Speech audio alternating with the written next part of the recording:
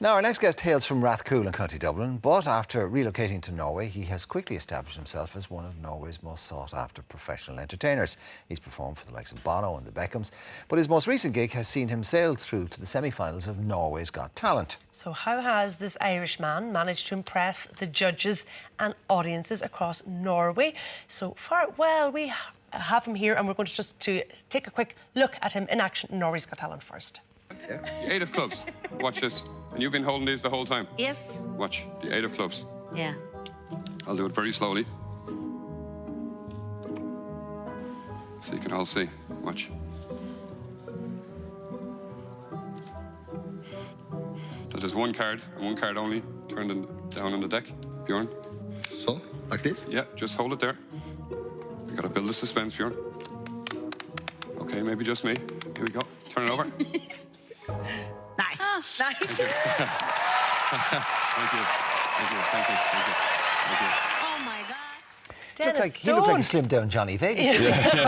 Good morning. Dennis Stone, how are you? How are you, Mark? Nice to meet you. Welcome Good morning. home. Yeah. Good morning, Ciara.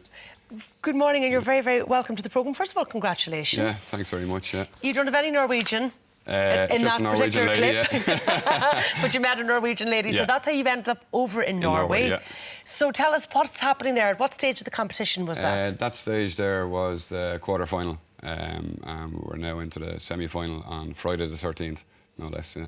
And what trick were you doing there? That What trick, illusion? Would you call it a Yeah. trick or an illusion? I suppose people can call it both. You know, it's a lot of comedy involved. I like to bring a lot of fun into my particular type of magic. So it was where they pick an invisible deck of cards and they were shuffling the cards, and yeah, it was after a lot of routine and pulling out a mirror and lots of jokes that we were able to get one card that was turned face down, the card that he had invisibly turned over. Yeah.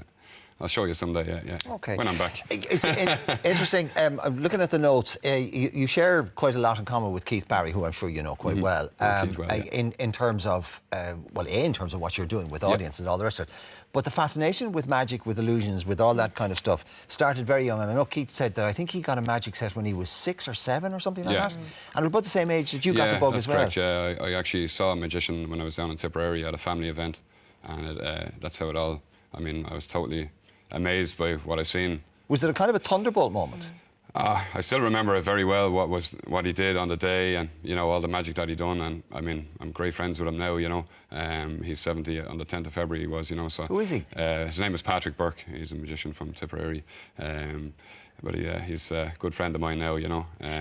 But it was it was amazing to get that feeling, sense of wonderment, and you know, and that hasn't left me, you know. And I just want to share it as much as I can with everybody. So I think most of us probably remember the first time you saw a magician or an illusionist, and you went, "Wow, how did they do that? That's incredible!" But then you sort of forgot about it. Yeah. So you didn't obviously forgot about it. No. So how did you go from being that child, looking at this magician and being blown away, to actually doing what you're doing now? Yeah, well, it started off quite... I mean, my older sister Anne, she had to go in and get some magic books in the city centre. I wasn't allowed in on the bus, unfortunately, when I was that young on my own. But she was a bit older. She'll kill me for saying that. But she was able to go into the city and get me some books, and you know, I just devoured book after book, then learning as much as I could, and you know, practicing, and you know, and then I started off in the school doing it, and you know, invited into the staff room in my primary school, and then you know, started doing more and more. Great way of getting attention, Dennis. You see, I mean, you know, if there's an actual performer in you, yeah, that's a great way to kind of get the focus of attention on you. Yeah, I just love giving people a bit of fun. You know, it takes them. A lot of people have lots of stuff and issues going on and problems in the world, and magic for me, it just takes everyone away from it. You know, just even for a brief few minutes, whatever. You know, whatever stresses they have. You call it a type of psychological magic. Yeah. So what does that so really we'll try mean? Some of that. That's sometimes it's tapping into the brain of the spectator as well. Sometimes as well. So we might try it later on. You call yourselves mentalists now. I mean, when I was growing up, magicians were major entertainers, and they'd have their own shows on television, etc. And then it kind of died away, and then it kind of, I don't know whether it was a sort of a punk rock version of magic came out. And it was illusions, and then mentalism. Yeah. So it's all most guys would tap into all different areas as well, you know, to make it an all-round performer, you know. I think it's nice to have like different variations on what you can do, you know. But people love the idea that you've read their mind, that you're able to sort of see inside their brain and read their thoughts. I think that's what really blows people away, doesn't it? Exactly, yeah. I mean, but we tell you what's going on in our heads because we have Yes. tells, don't Yeah, we? And exactly. you just learn how to read those. Yeah, exactly. Yeah, you can tell. Like, you know, I know what you're thinking there. For instance, you're thinking, is he any good? Oh, I'm thinking that my toe is hopping is actually what I'm really thinking.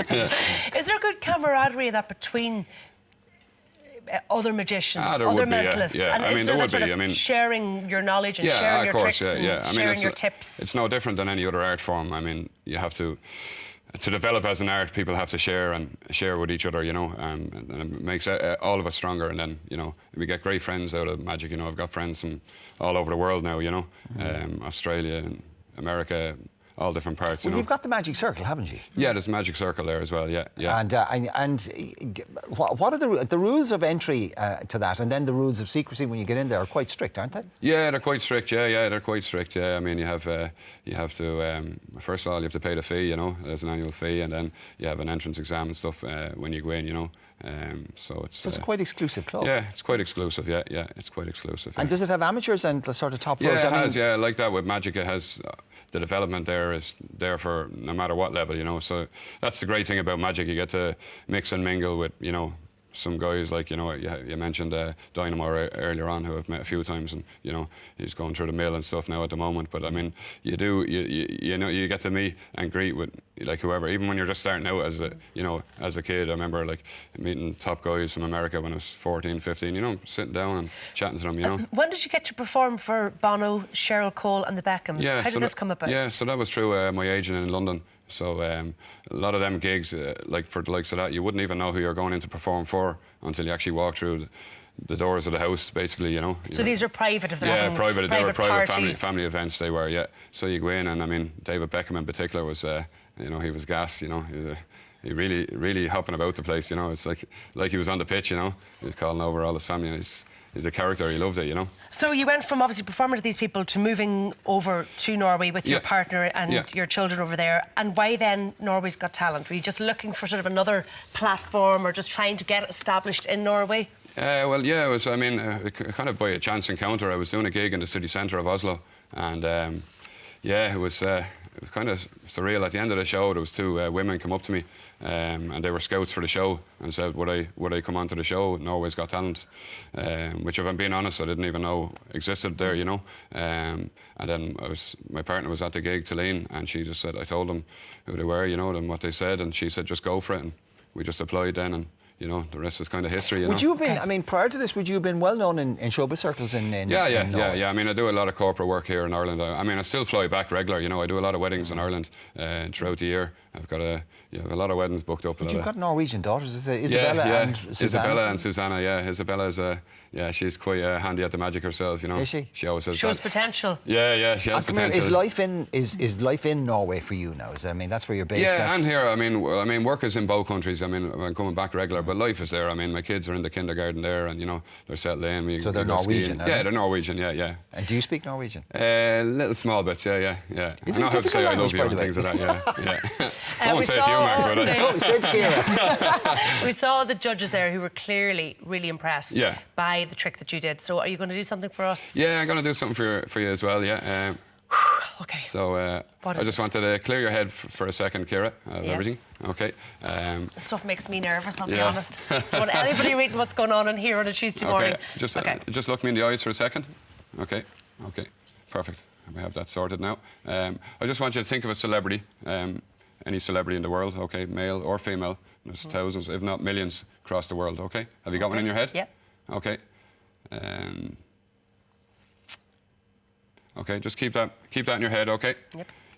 Because before I actually came into the studio, I put a photograph in here, and this is actually a photograph of that celebrity. For the first time, Ciara, can you tell me the name of the celebrity? Robbie Keane. Robbie Keane. You're not going to believe this, look. A, B, C, D, just... Robbie Keane, here we go, yeah. There is actually a photograph of Robbie Keane as a baby. Thank you very much, Ciara, yeah. Actually, really? Mark, you won't believe it. Someone last week said to me, Muhammad Ali. But don't worry, I actually had that covered as well. You did in fact pick Robbie Keane out of all the celebrities across the world that you could have chosen. Yes. There's no way I could have known that. You're merely thinking of it in your head. Yes. Okay. Watch this. Now I'm getting worried. Me too, and I know how it's done. Yeah. What's going on? Okay. Get rid of it. It's right. Oh.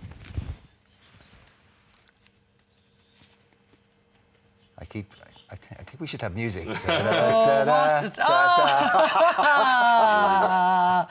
Very good. You're thinking of. Oh, hang on. I think we've probably got it, have we? Mr. What? Robbie Keane.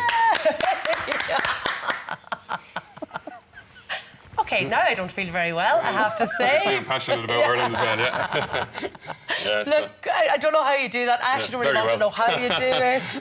I don't want to know how anybody reads inside my mind. Fantastic. Best of luck this Friday into the semi-final. Norway's Got Talent. Yeah. Do stay in touch and let us know how you get on. Will Cheers, indeed. Dennis. Thanks very much. Congratulations. Cheers, Thanks. Dennis. Thank Thanks you. so much.